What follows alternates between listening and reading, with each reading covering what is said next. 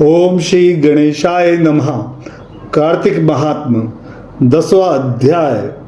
राजा पृथु ने कहा, हे देवऋषि, आपको नमस्कार है। कृपा कर आप यह कहिए कि जिस समय भगवान शंकर ने अपने माथे का वो तेज क्षीर सागर में डाल दिया तो उस समय क्या हुआ।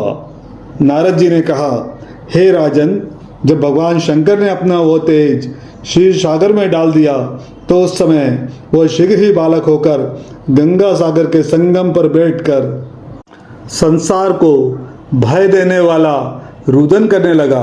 उसके रुदन से समस्त संसार व्याकुल हो उठा। लोकपालों के मन में भी व्याकुलता हुई। चराचर चलायमान हो गया। शंकर सुवन के रुदन से ब्रह्मांड व्याकुल हो गए।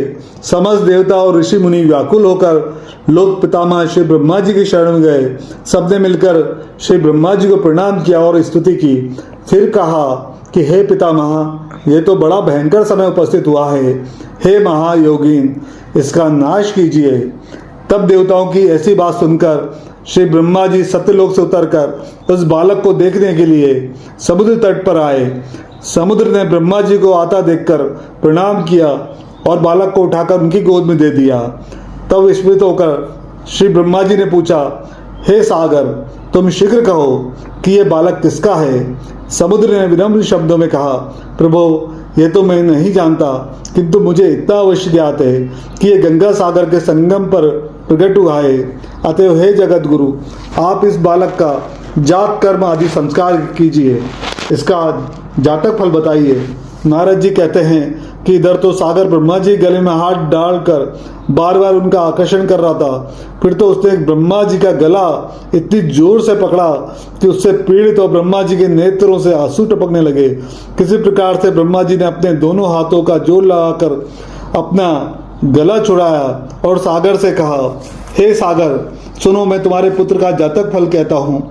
मेरे नेत्रों से जो ये जल निकला है, इस कारण इसका नाम जलंधर होगा।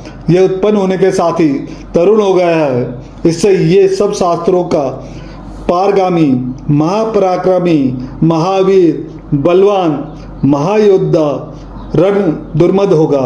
यह बालक सब दैत्यों का अधिपति और भगवान विष्णु को जीतने वाला होगा तथा ये कहीं भी ना हारेगा।